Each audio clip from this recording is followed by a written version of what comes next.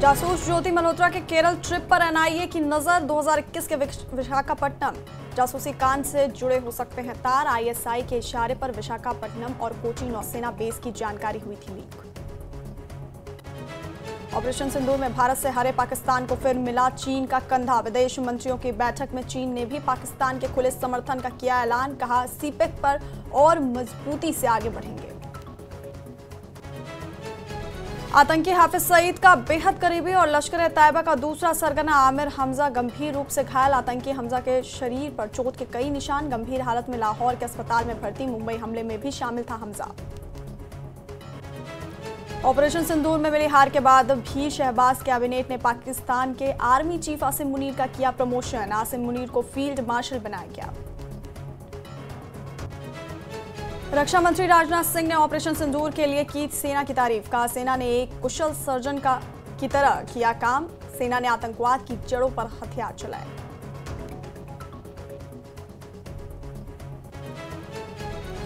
वक्फ संशोधन कानून को चुनौती देने वाली याचिकाओं पर आज भी जारी रहेगी सुनवाई। मुस्लिम पक्ष आज रखेगा दलील, उसके बाद केंद्र सरकार रखेगा अपना पक्ष। विमल नेगी की मौत मामले में आज हाईकोर्ट में सुनवाई। परिजनों की तरफ से लगाई याचिका पर सुनेगी जस्टिस अजय मोहन गोयल की बेंच। सीबीआई जांच की मांग।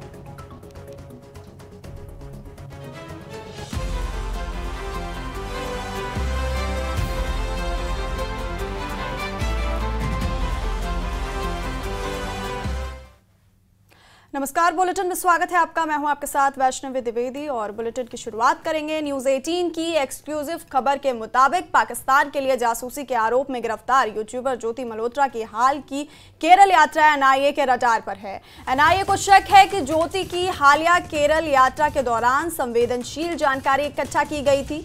कुछ महीने पहले एनआईए ने कोची और विशाखापट्टनम नौसेना बेस की जासूसी के आरोप में केरल के अभिलाष पीए सहित 3 लोगों को गिरफ्तार किया था, जो सोशल मीडिया के जरिए पाकिस्तान की खुफिया एजेंसी आईएसआई को संवेदनशील जानकारी भेज रहे थे। एनआईए के मुताबिक ज्योति मल्होत्रा मामले में और विशाखापट्टनम जासूसी कांड में कई समानताएं हैं।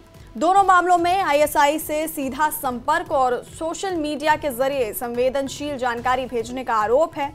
ज्योति से पूछताछ में ये जानने की कोशिश की जा रही है कि वो केरल में किन जगहों पर गई और किन लोगों से मिली। जांच एजेंसी ये भी पता लगा रही है कि क्या ज्योति उन पाकिस्तानी एजेंट्स के संपर्क में थी जो विशाखापट्टनम कांड में शामिल थे।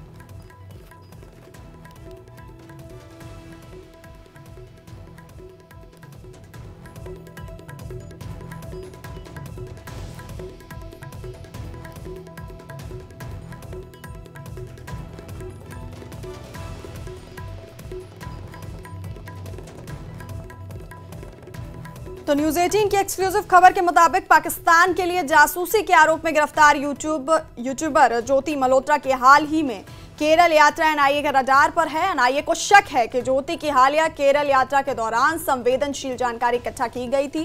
कुछ महीने पहले आपको बता दें एनआईए ने कोची और विशाखापट्टनम नौसेना बेस की जासूसी के आरोप में केरल के अभिलाष पीए सहित 3 लोगों को गिरफ्तार किया था, जो सोशल मीडिया के जरिए पाकिस्तान की खुफिया एजेंसी आईएसआई को संवेदनशील जानकारी भेज रहे थे।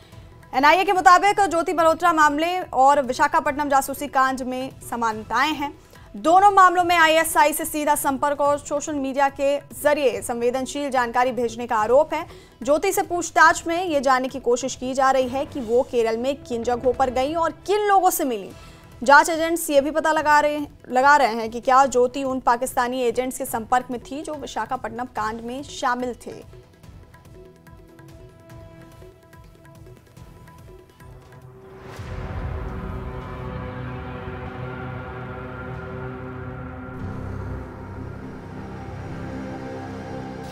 यूट्यूबर ज्योति मल्होत्रा का बाड़मेर कनेक्शन। 1.5 साल पहले बॉर्डर की रैकी का आरोप। प्रतिबंधित मुनाबाव स्टेशन का बनाया था वीडियो।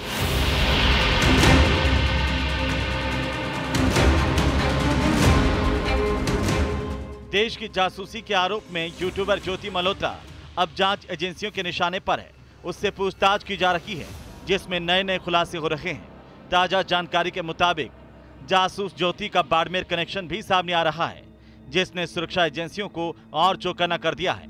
आरोप है कि करीब 1.5 साल पहले जासूस ज्योति ने बाड़मेर के सीमावर्ती इलाकों में ब्लॉगिंग के जरिए रैकी की। इतना ही नहीं, उस इलाकों के वीडियो भी बनाए जो सामरिक दृष्टि से बेहद संवेदनशील है। उसने बाड़मेर के सरहदी इलाकों जैसे मुनाबाव के वीडियो भी बनाए और अपने YouTube चैनल पर पोस्ट किए थे। इन वीडियो में वो थार के रेगिस्तान के गांव में घूमती और स्थानीय लोगों से बातचीत भी करती नजर आई थी।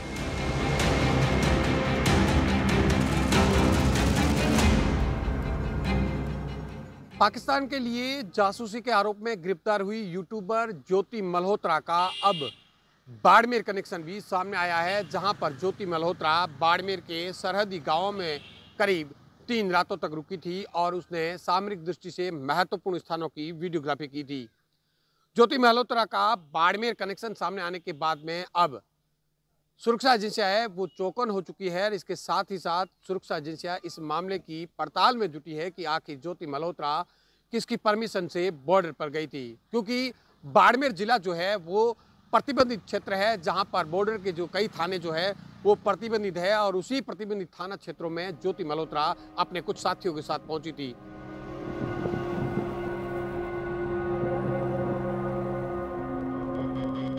बाड़मेर जिले में भारत पाक सीमा के नजदीक कई वीडियो शूट किए गए। जासूस ज्योति मुनाबाव जैसे संवेदनशील स्थानों तक भी पहुंची थी, जो भारत पाकिस्तान सीमा के सबसे संवेदनशील क्षेत्रों में से एक है। इन वीडियो में उसने बार बार भारत पाकिस्तान सीमा की दूरी पर जोर दिया था, जिससे सुरक्षा एजेंसियों को शक गहरा गया। करीब 1 साल पहले ये वीडियो ज्योति के चैनल पर अपलोड किए गए और इन वीडियोज में स्थानीय गांव, सीमा की दूरी और यहां तक कि सीमा पार से आने जाने की गतिविधियों का भी जिक्र है।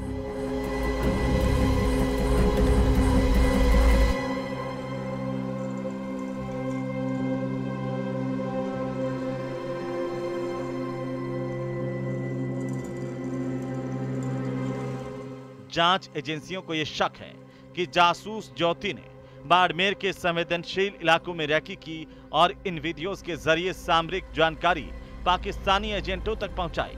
आखिरकार देश के गद्दार जासूस ज्योति मल्होत्रा बॉर्डर तक कैसे पहुंची और क्या ये गद्दार ज्योति मल्होत्रा ने सीमावर्ती थानों से वीडियो बनाने की अनुमति ली या बिना अनुमति के ब्लॉगिंग वीडियो शूट किए गए? इस तरह के कई सवाल अब सुरक्षा एजेंसियों के सामने खड़े हो रहे हैं। अगर बिना अनुमति के वीडियो शूट किए गए तो ये देश की सुरक्षा में बहुत बड़ी चूक है।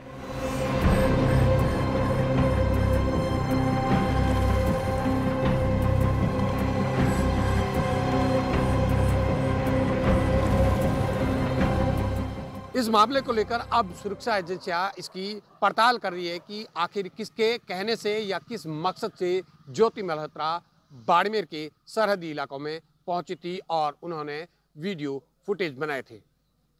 लेकिन जांच के बाद में सामने आएगा कि क्या ज्योति मल्होत्रा यहां से प्रतिबंधित क्षेत्र में जाने के लिए उसने किसी से परमिशन ली थी या किसी मकसद के साथ में वह बॉर्डर पहुंची थी। यह जांच के बाद में सामने आएगा। लेकिन ज्योति मल्होत्रा का बाड़मेर कनेक्शन आने के बाद यहां की सुरक्षा एजेंसियां अब सतर्क और चौकन्नी हो चुकी है। कैमरा पर्सन गणपत के साथ प्रेमनंद था, न्यूज़ 18 बाड़मेर। वहीं उज्जैन पुलिस ज्योति मल्होत्रा मामले की जांच के लिए हरियाणा के हिसार जाएगी। उज्जैन पुलिस ने यह फैसला इसलिए लिया क्योंकि ज्योति मल्होत्रा ने सोशल मीडिया पर उज्जैन के महाकाल मंदिर के दर्शन का एक वीडियो भी अपलोड किया था, जिसके बाद उज्जैन पुलिस ने यह आशंका जताई कि पाकिस्तान के निशाने पर उज्जैन का महाकाल मंदिर भी हो सकता है। इसी की जांच के लिए उज्जैन पुलिस की एक टीम को जांच के लिए हरियाणा के हिसार रवाना करने का फैसला लिया गया है। ज्योति 2 दिनों तक उज्जैन में रुकी भी थी। पुलिस ये पता लगाएगी कि ज्योति उज्जैन सिर्फ घूमने के इरादे से आई थी या फिर किसी और मकसद से। पुलिस ने ज्योति को पाकिस्तान की जासूसी के शक में गिरफ्तार किया है, जिसके बाद उज्जैन पुलिस ने यह आशंका जताई कि पाकिस्तान के निशाने पर उज्जैन का महाकाल मंदिर भी हो सकता है। इसी की जांच के लिए उज्जैन पुलिस की एक टीम को हरियाणा के हिसार रवाना करने का फैसला लिया गया, क्योंकि ज्योति मल्होत्रा को पाकिस्तान के लिए जासूसी करने के आरोप में हिसार में ही गिरफ्तार किया गया। उन्होंने भारत के कई बड़े मंदिरों के वीडियो अपने YouTube चैनल पर अपलोड किए थे। इन्हीं में एक उज्जैन का महाकाल मंदिर भी था। ज्योति मल्होत्रा ने उज्जैन के महाकाल मंदिर तक आने जाने का पूरा वीडियो रिकॉर्ड किया, जिसमें वो बस से उज्जैन तक का सफर करती दिखी।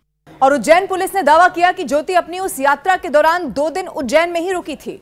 और इसी वजह से उज्जैन पुलिस उनसे पूछताछ करने के लिए हिसार रवाना होगी, ताकि ये पता लगाया जा सके कि ज्योति उज्जैन सिर्फ घूमने के इरादे से आई थीं या फिर उनका कोई और मकसद था।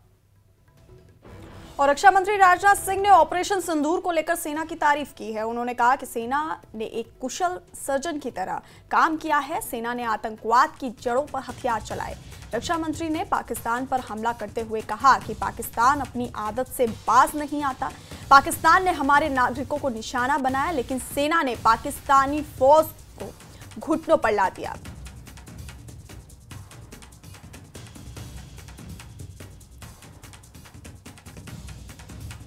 तो रक्षा मंत्री राजनाथ सिंह ने ऑपरेशन सिंदूर को लेकर सेना की सर्जन की तरह काम किया है। मैं फिर से इस बात को दोहराना चाहता हूं, हमारी भारतीय सेनाओं ने एक कुशल डॉक्टर और सर्जन की तरह काम किया है। जैसे एक कुशल सर्जन यहां बीमारी की जड़ मौजूद होती है, वहीं अपने औजारों का इस्तेमाल करता है, वैसे ही भारतीय सेनाओं ने भी बड़ी सटीकता के साथ आतंकवाद की जड़ों पर अपने हथियारों का इस्तेमाल किया है। मगर जैसा कि पाकिस्तान की वह आदत है कि जल्दी वह मानता नहीं है, उसने भारत की जमीन पर हमले करने के प्रयास करने प्रारंभ किए। आम नागरिकों को भी वह निशाना बनाने का प्रयास किया है। मंदिर, गुरुद्वारों और गिरजाघरों पर को निशाना बनाया गया। उसके जवाब में भारतीय सेनाओं ने जो कार्रवाई की है, उसने पाकिस्तान की फौज को घुटनों पर लाकर खड़ा कर दिया है। हमारी जवाबी कार्रवाई इस बात का जब हो रही थी, इस बात का पूरा ध्यान रखा गया कि पाकिस्तान के आतंकवादी ठिकानों पर ही प्रहार किया जाए, जहां सिविलियंस रहते हैं, वहां पर किसी भी प्रकार का अटैक नहीं होना चाहिए। एक कुशल सर्जन की भांति भारतीय सेनाओं ने ऑपरेशन किया है और इसके लिए मैं उन्हें बहुत बहुत बधाई देता हूं और उनका मैं समझता हूं तालियां बजाकर सेना के जवानों का अभिनंदन किया जाना चाहिए।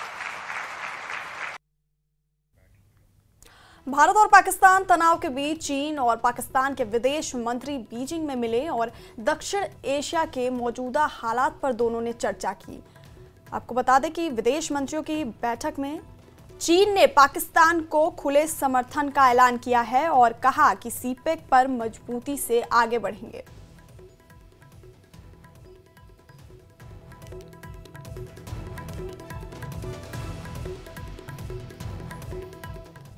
और आज पुंछ दौरे पर एलजी मनोज सिन्हा जाएंगे। गोलीबारी से प्रभावित इलाकों का दौरा करेंगे। गोलीबारी में प्रभावित लोगों से मुलाकात करेंगे उपराज्यपाल मनोज सिन्हा। तो पुंछ दौरे पर आज उपराज्यपाल मनोज सिन्हा गोलीबारी में प्रभावित इलाकों का दौरा करेंगे।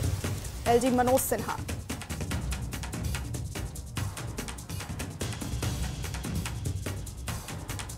तो बड़ी खबर आपको बता रहे हैं, आज पुंछ के दौरे पर जाएंगे एलजी मनोज सिन्हा और गोलीबारी से प्रभावित इलाकों का दौरा करेंगे और प्रभावित लोगों से मुलाकात करेंगे उपराज्यपाल मनोज सिन्हा।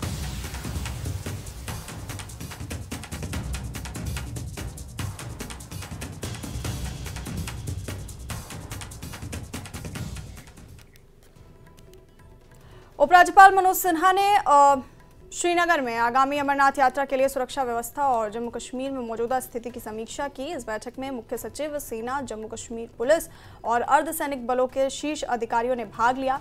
हाल ही में पहलगाम आतंकी हमले के बाद की स्थिति और ऑपरेशन सिंदूर के बाद के घटनाक्रम की भी समीक्षा की गई।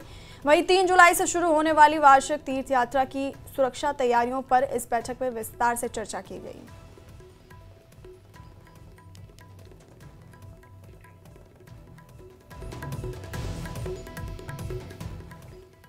और श्रीनगर से आपको बड़ी खबर बता दें, श्रीनगर के नरेरा डेंजरपोरा में भीषण आगजनी देखने को मिली। घनी आबादी वाले क्षेत्र में आग का तांडव, 5 मकान आग में पूरी तरह खाक हो गए। घंटों की मशक्कत के बाद आग पर काबू पाया गया।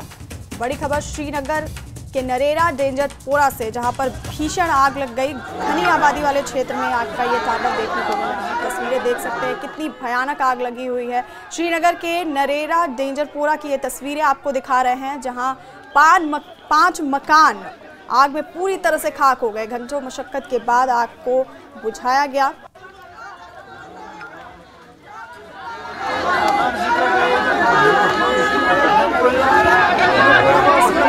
आप घनी आबादी वाला इलाका है और भयानक आग का तांडव यहाँ देखने को मिला। 5 मकान आग में पूरी तरह से जलकर खाक हो गए। घंटों मशक्कत के बाद आग पर काबू पाया गया।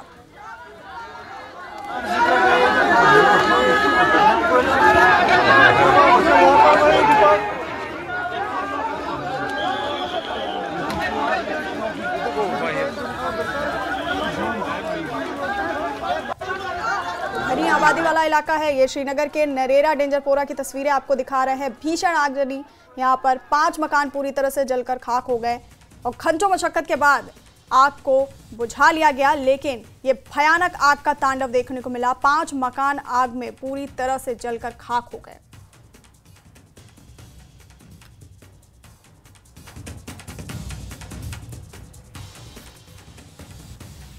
और इसी खबर पर फोन लाइन पर हमारे सहयोगी सरोज कफील हमारे साथ हैं। सरोज, अभी क्या अपडेट है वहां पर?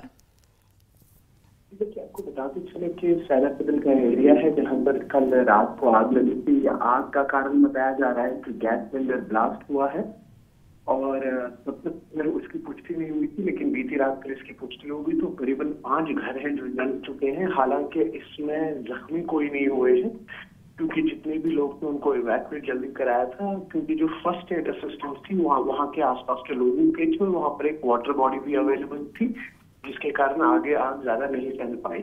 उसके बाद तुरंत 4 जगहों से फायर टेंडर्स जो है वो भेजे गए और इमीडिएटली फायर को जो है कंट्रोल कर दिया गया। उसके बाद जब कारण पूछा गया तो असिस्टेंट डायरेक्टर आकिब जो है फायर इमरजेंसी सर्विसेज के, उन्होंने कहा कि डोमेस्टिक गैस सिलेंडर था, उसके फटने से ये आग लगी हुई थी। जी सरोज, और जो कि इस आगजनी में 5 मकान जलकर पूरी तरह से खाक हो गए, तो क्या किसी तरह की प्रशासन की तरफ से मदद का ऐलान किया गया है प्रभावितों के लिए?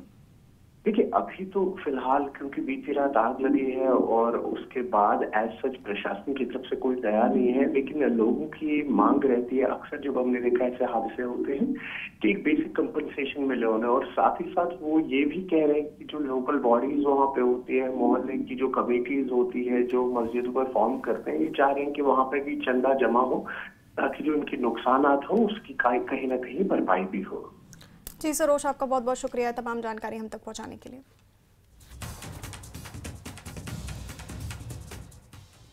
मुख्यमंत्री उमर अब्दुल्ला ने अपने निर्वाचन क्षेत्र गांदरबल का दौरा किया और कई महत्वपूर्ण विकास परियोजनाओं का उद्घाटन किया। उनके साथ मंत्री सकीना इट्टू, जावेद अहमद राणा और सलाहकार नासिर सोगामी भी मौजूद थे। इस दौरान सीएम ने आम लोगों की समस्याओं को सुना।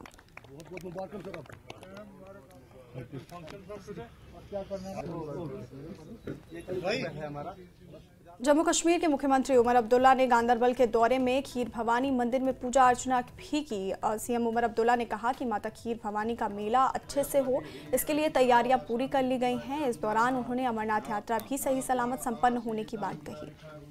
ओम पयाहाभ्यं पयो प्रदीशो पयो दिव्यंतरिक्षे पयोदाः पयस्पतिः प्रदिशः सन्तु मय्यम्मा नाभ्या आसीदन्तरिक्षं गौद्योः सम्पर्वततामभ्यां भूमिदृशः श्रोत्रा तथा लोका अकल्पयन् हरिः ओम हरिः ओम यज्ञनियतनमयन्त देवास्तानि धर्माणि प्रथमानि आसन्न देहनाकं महिमानः सायं त्रयत्र पूर्वे साध्यः सन्ति देवः मन्त्रपुष्पाञ्जलिं समर्पयामि। ओम कर्पूरगौरं करुणावतारं संसारसारं भुजगेन्द्रहारं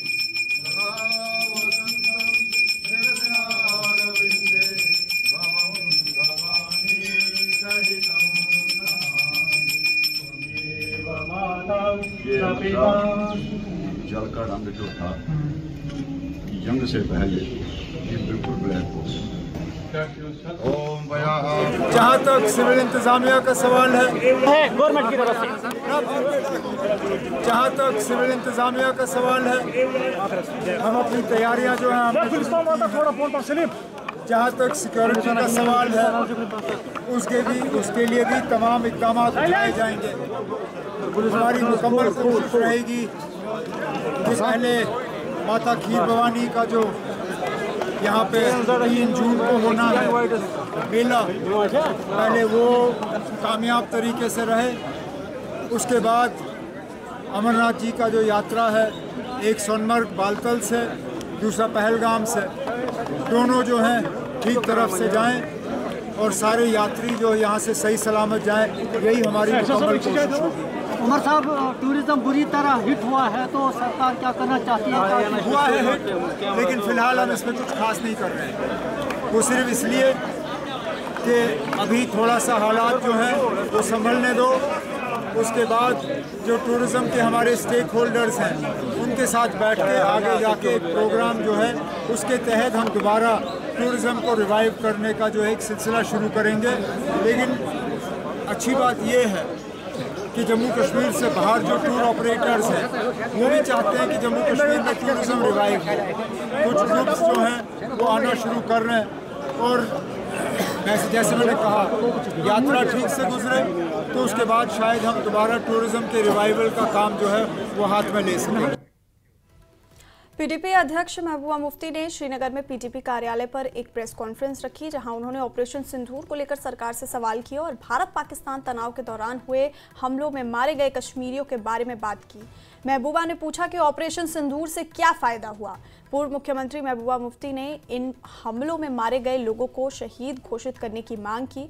इसके साथ ही युद्ध की वकालत करने वालों को सीमावर्ती क्षेत्रों में कुछ समय बिताने की बात कही। उन्होंने कहा कि युद्ध कोई समाधान नहीं।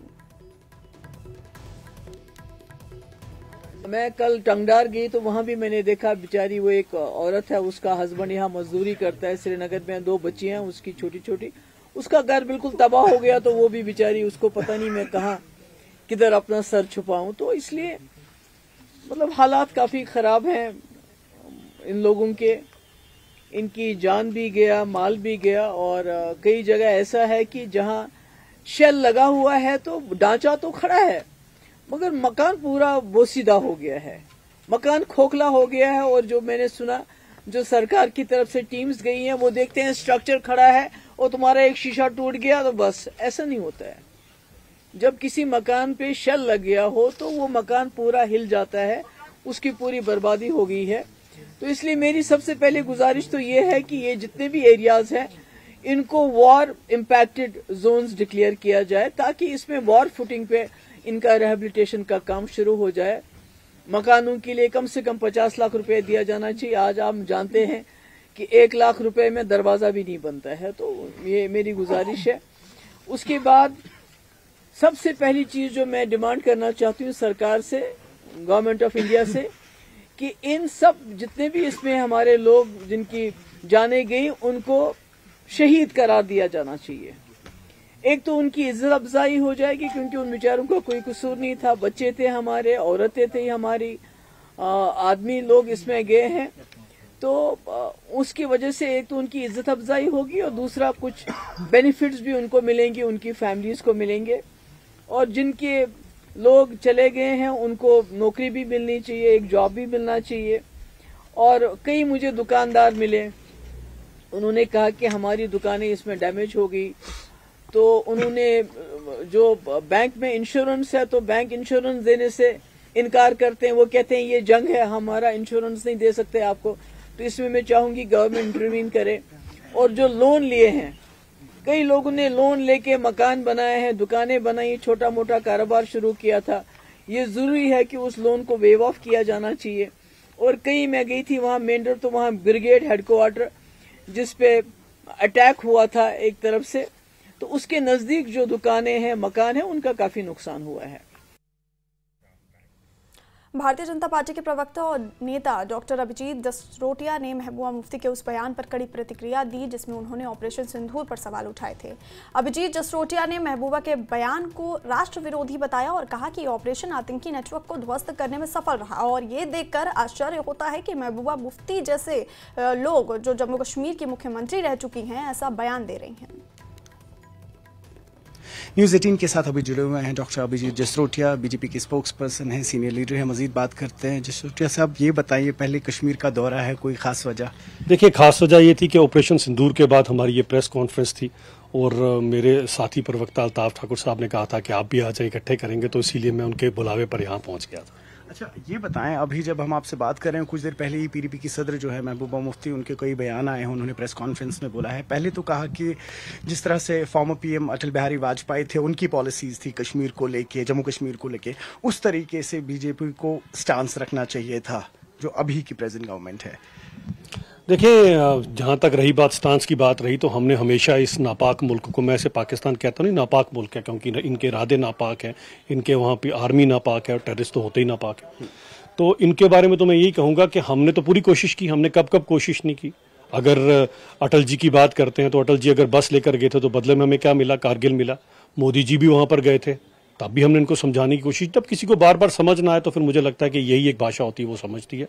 और पाकिस्तान को हमने जो भाषा समझाई और 22 मिनटों में पाकिस्तान को जो उसकी औकात बता दी कि हम क्या कर सकते हैं, और उन टेररिस्टों को भी बता दिया कि तुम भले आसिफ मुनीर के पीछे छिपो या किसी के पीछे छिपो, पाकिस्तान में कोई भी चूहे की बिल ऐसी नहीं जहां तुम इंडियन आर्मी या भारत की एयरफोर्स या हमारे जो सिक्योरिटी फोर्सेस उनसे बच सकते हो। जहां चाहेंगे, जब चाहेंगे, अपनी मर्जी से इन टेररिस्टों को वहीं ठोकेंगे हम। और महबूबा मुफ्ती ये भी कह रही हैं कि मैं ये समझना चाह रही हूँ कि ऑपरेशन सिंदूर से हमें क्या हासिल हुआ है। जाने गई हैं, फिर वो यहाँ हो वहाँ हो, तो कहीं ना कहीं जो मेन आतंकी थे इस पहलगाम हमले में, उन्हें तो अभी तक नहीं पकड़ा गया। और साथ ही साथ मैं एक और सवाल जोड़ना चाहूँगा। कह रहे हैं कि अगर कोई भी ऐसा शख्स है जो बीजेपी के खिलाफ बोलता है तो वो एंटी नेशनल, क्योंकि हमें समझना चाहिए देश कुछ और है और पार्टी कुछ और है।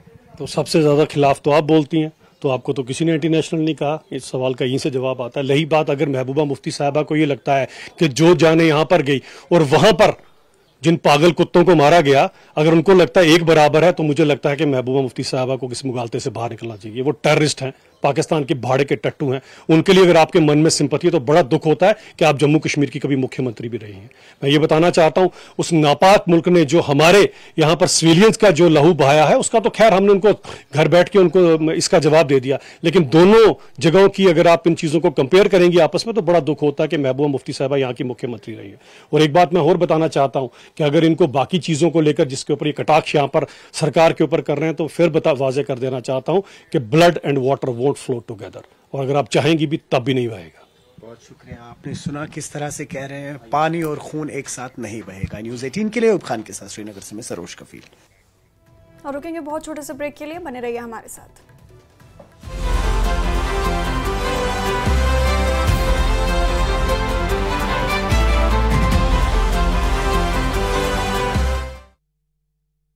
पेंट की ऑपरेशन सिंदूर की सफलता के बाद पहली बार लखनऊ पहुंचे रक्षा मंत्री राजनाथ सिंह। ढोल नगाड़े बजाकर उनका भव्य स्वागत किया।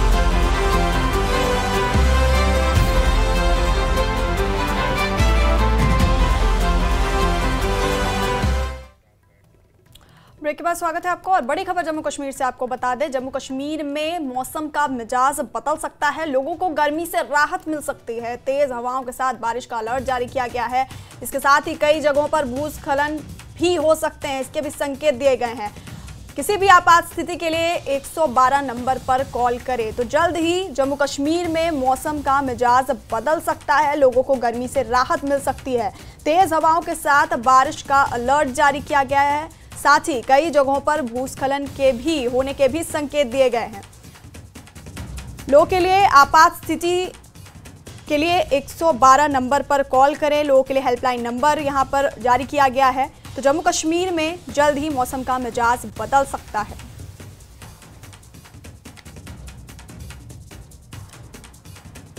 तेज हवाओं के साथ बारिश का अलर्ट जारी किया गया है और कई जगहों पर भूस्खलन के भी संकेत दिए गए हैं।